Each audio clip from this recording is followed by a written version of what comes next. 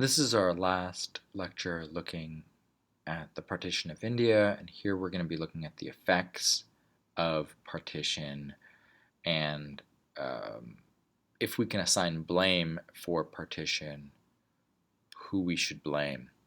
As a reminder, partition is the largest mass migration in human recorded history. It's the largest refugee crisis in recorded human history, with 15 million people on the road and 1 to 2 million people being killed. This is a continent-wide problem, both in the western border and in the Bengali border. So this was a mess. So how to think of it? I encourage you to either pause this video and look at the video down below or watch this after. But there is a video, an interview, a brief couple-minute video with Dr. Zamindar talking about the effects of partition. I also encourage you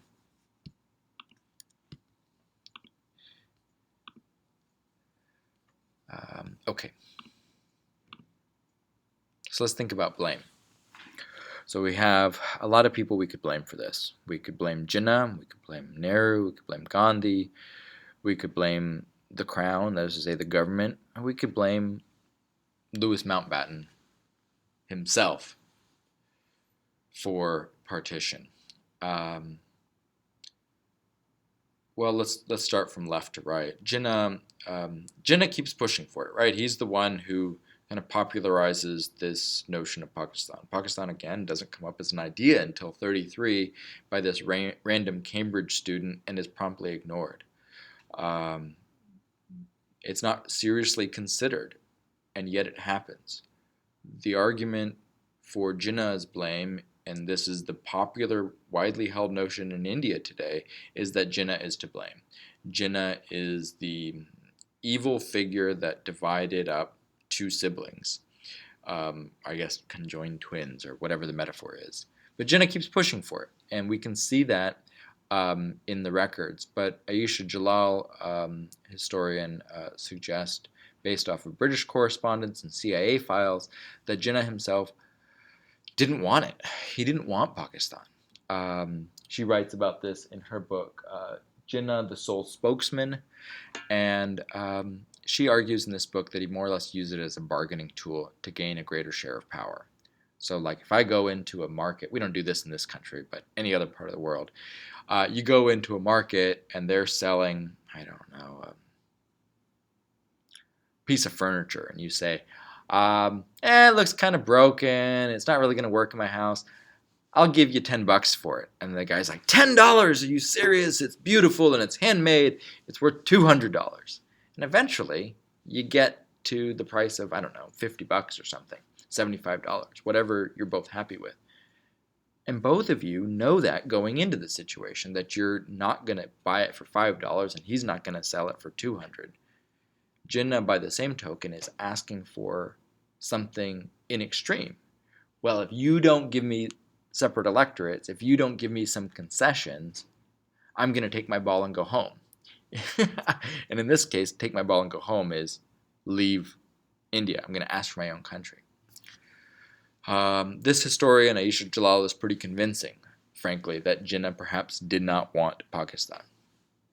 And I mentioned some reasons for that earlier in earlier lectures as well. Going on to Nehru, why Nehru might be blamed? Well, yeah, he hated Pakistan. He hated, that is to say, he hated the idea of partition. But he was really strongly opposed to power sharing with Jinnah.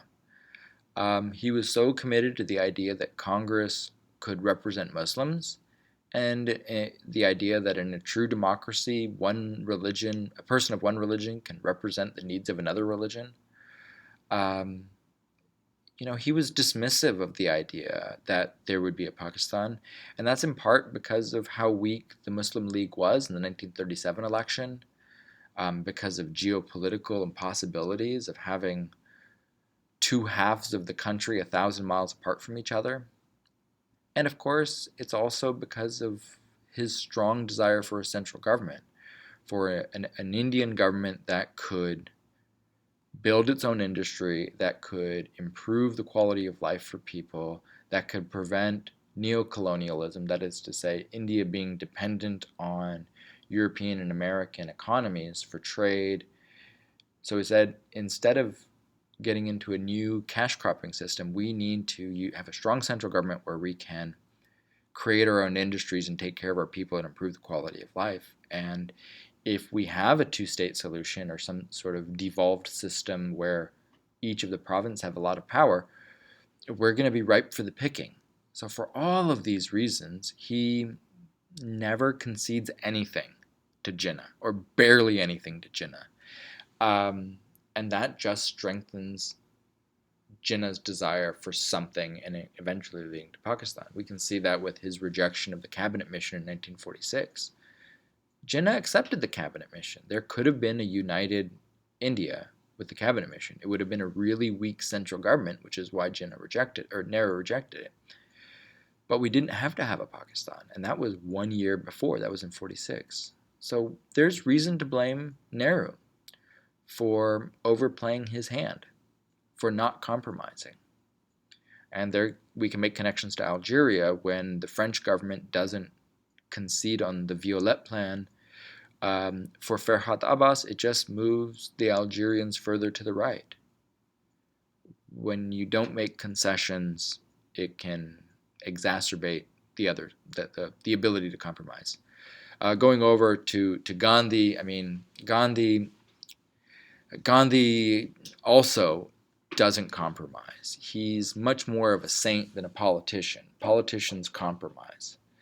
Gandhi wouldn't. And I mean, when things didn't go his way, he just says, well, I'm going to fast. A good example of that we saw in the film in 1920, in the early 1920s, following the Chaura Chauri massacre, the Chaura Chauri incident when those 6 police officers were killed.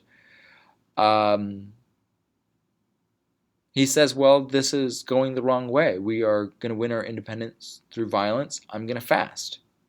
Nobody wants him to do that. None of the other leaders want him to do that.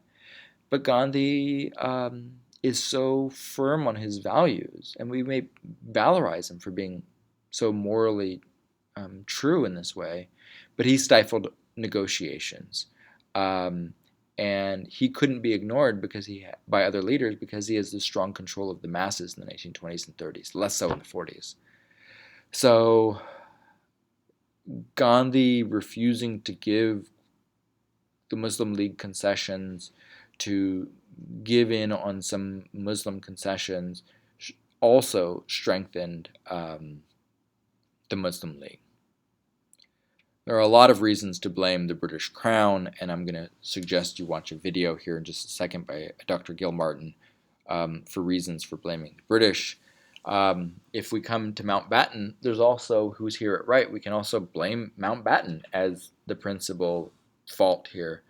Mountbatten comes in and he accelerates the timeline by a year, which makes partition violence a lot more likely. And he held off the declaration of the borders until after independence. All of his actions lead to making the partition violence more unstable and making the transition of power more unstable. In fact, Mountbatten, in speaking to a BBC reporter, John Osman, in 1965, said, and I'm quoting here, "I fucked it up." So Mountbatten himself reveals that he thinks he made some critical mistakes in the time that he was there from February 47 till Indian independence in August. So accelerating the timeline and concealing British intention, concealing British information on the border, and he's also responsible in part for the removal of British troops. So when partition violence does happen, there's no police or army, and since there isn't an India or Pakistan, there's no Indian or Pakistani army, so the violence is unchecked, and this is Mountbatten's decision. The other way of looking at it is that there is no one to blame. The other way of looking at this is the reason partition happened is no one had control. And this is the idea put forward by Crispin Bates, and he more or less attributes this as a fracturing of the state, that The British, as I mentioned in the very first lecture, they have their own issues and they don't have the ability to control India. And this is a things fall apart situation. And that no one person can be blamed because no one person called the shots. No one person could dictate anything. And they were all just hanging on. I think this is also an interesting alternative theory that maybe doesn't give us the satisfaction of making one person a villain, but may be descriptively more accurate. I would encourage you also to watch this video that's right below, historian David Gilmartin, who speaks on blame. Partition is, here we are 75 years after partition, and it's the central event in 20th century South Asia, and it really shapes the Indian world today, Pakistan today, the existence. I mean, it's like before partition, after partition, and everything that happens now in India is informed by the legacy of partition. I would encourage you, if you're interested, to on Instagram. There's these two very nice accounts. One is by Dr. Malhotra, Anshal Malhotra, who writes about the objects of partition and oral history. And then there's this Museum of Material History that looks at partition as well.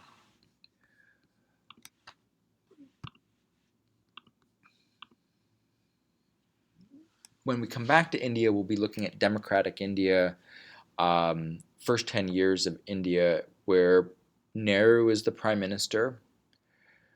Gandhi and Jinnah both die within months of the creation of their country. So Jinnah and Gandhi are out very quickly, and we focus then on Nehru, and we'll look at the challenges that Nehru faced, and we'll examine whether he was effective in addressing all the challenges that he faces in independent India.